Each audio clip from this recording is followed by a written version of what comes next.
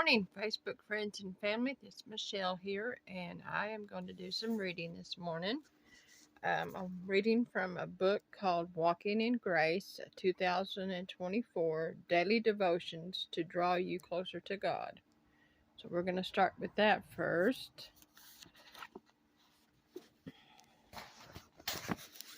So this is for Wednesday, February the 28th.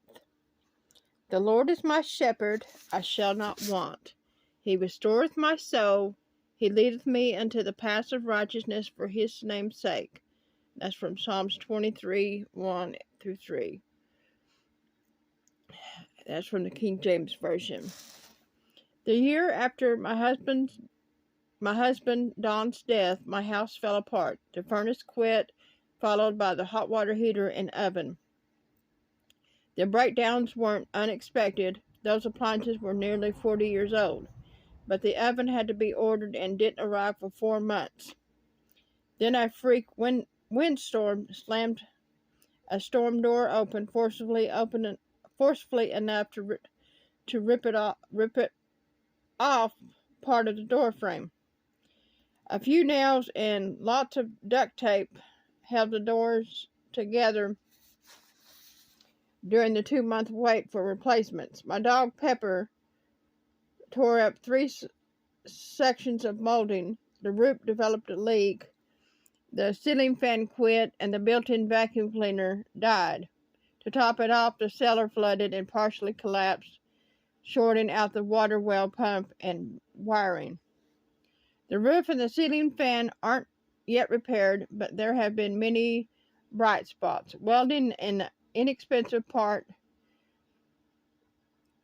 fixed the furnace. An efficient hot water heater was quickly installed. Nephew Jeff and wife Yuki gave me a toaster oven complete with an air fryer. Grandson David replaced the molding. The new doors fit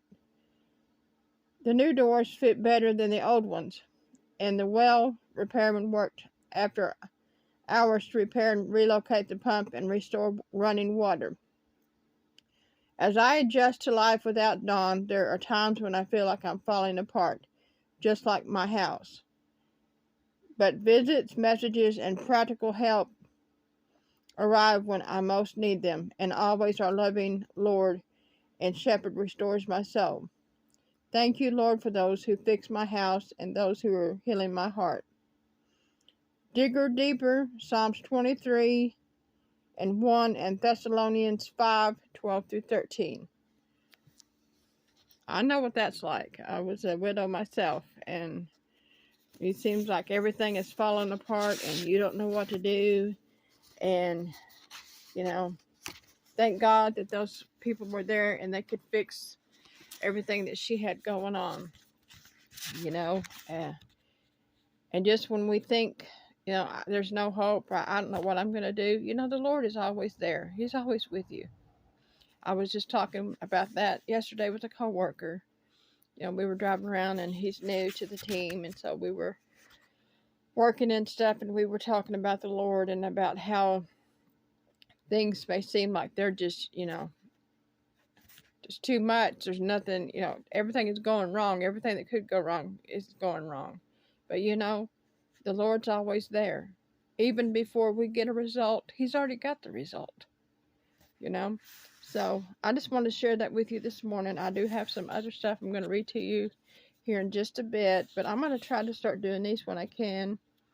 I'm off today. I've already been up, got my husband off to work. It is now right about 6:30, maybe a little bit before.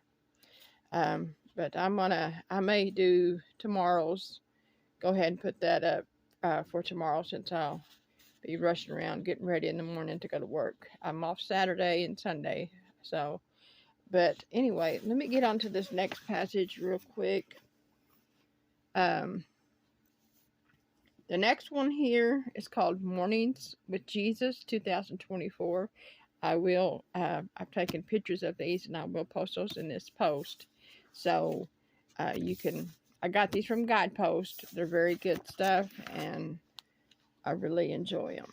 So this one here is also for Wednesday, February the 28th. That is what today is. And my brother's birthday was yesterday, February the 27th. So if you haven't already, make sure you tell him happy birthday. His birthday was yesterday, Dr. Rick Freeman.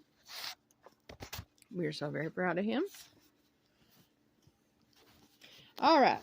So this is Wednesday, February the 28th. Therefore, as God's chosen people, holy and dearly loved, clothe yourselves with compassion, kindness, humility, gentleness, and patience. That's from Colossians 3 and 12, and that's from the New International Version. Okay. The post office parking lot was so congested that I almost didn't stop, but I needed stamps, so I joined the long line of disgruntled patrons and waited impatiently.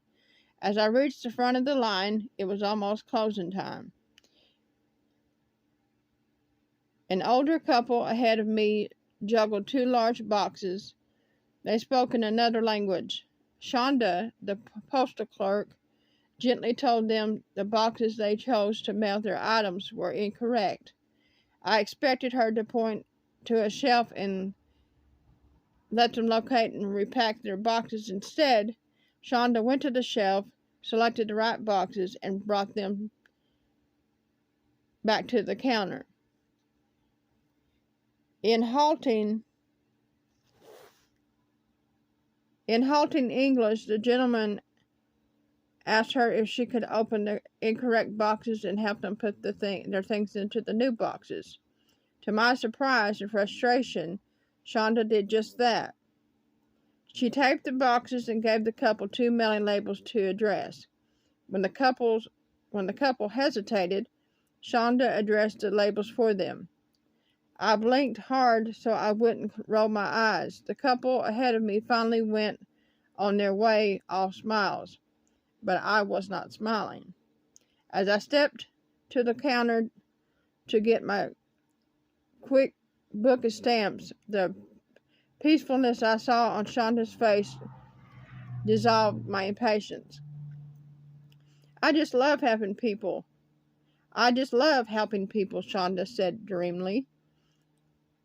I went in for stamps and walked out with a lesson in compassion, kindness, humility, gentleness, and patience. Okay, with these here, they have what they call faith steps. So our faith step for today, if I can read this, because it says, ask Jesus to place someone in your path to whom you can show patience, compassion, humility, gentleness, and kindness. Be prepared to love people as Shonda does. That's good, and we should do that. Sometimes life gets frustrating. We go through what the people in the post office did, or there's other things that goes on, and you get frustrated with the people, the place, whatever.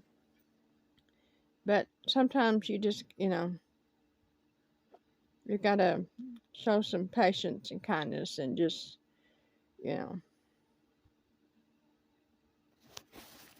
that's how we gotta do it. And you gotta just ask God, God help me, give me some patience. This is just frustrating me. And I get that way all the time. And I'm always asking him, Lord, help me, because these people are driving me crazy. These places are driving me crazy. Like going to Walmart. Oh my gosh. Oh goodness. That's enough for me to pull my hair out. And I don't have much left.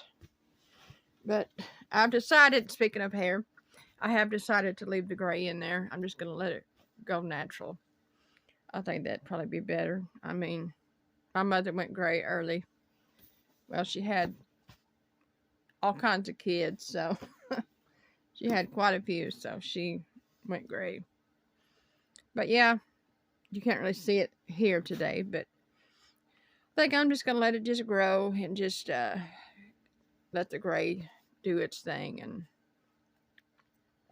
I think I'll be a beautiful gray-haired woman. Gray-haired woman.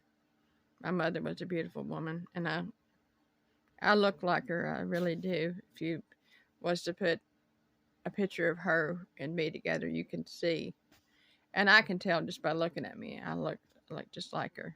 When she was younger, at my age, I mean, we could have passed for twins. So I had a picture of my mom, which I don't know what happened to it, but when she was a baby, and then my daughter. Of course, I look the same way, but I had a picture of my daughter and my mother, and then there was one of me somewhere, but I don't know what happened to it. But and I don't know what happened to the one of my mother's picture. But I got to looking at it, and so I showed it to my first husband, the picture of my mother when she's a baby. And he said, "Where did we get a black and white picture of Nicole, our daughter?" And I said, "We didn't." I said, "That's my mother." He goes, "What?" He said, "That she looks exactly like Nicole." I said, "Yeah, and I look exactly like them." So imagine 3 generations and we all look like we're the same person. Yeah, that's kind of cool. It's kind of weird at the same time, but I think that's cool. But anyway, I rattled on enough for today. I'm having my Dr. Pepper this morning. I wanted to read a little bit, and I'll do some more later. Sorry, I don't do videos that well. I have written a song. I am going to be getting that together and doing a video of that for you. I had it all done and everything. I was at work and I was cleaning the bathroom and I was singing. I got the second verse, and so that I just started singing the whole thing. And my brain these days, I could think of something and 5 minutes later I'll forget. Or if I start telling a story or something, I forget. My mind just goes blank. So I didn't write the second verse down, and I don't remember what it was. So I had to go and write another second verse. So I'm going to get that all together. I do not have music to this. This is just what God put in my heart. And as I was making dinner not long ago, I was in the kitchen. I was making dinner and everything. And this music, this melody, and these words just started pouring out. And so I'm like, oh, I got to write this down. So anyway, like I said, I will get that done soon and get it so you can hear it. I'm going to try to do a couple more of these videos for tomorrow and Friday, because normally we get up about 5:15, and we get up, we get ready, I make lunches and stuff, and then we're out the door at 6 o'clock. So anyway, I love you all. I hope you have a good day, and remember, God loves you. Just when you think there's nothing, you know, you think there's no, I don't know where to go, or things just seem hopeless. Just remember, God's there with you. It don't matter who you are, where you came from, what's going on. God's with you, and He'll take care of it. Just always remember that. Remember, and just reach out to Him and pray to Him. Say, God, I need you. You see the struggles I'm going through? I need you. And He'll be there. He's always there. He's just waiting for you to contact Him and say, hey, I need you, Lord. I need you. All right. I love you guys, and y'all have a great day.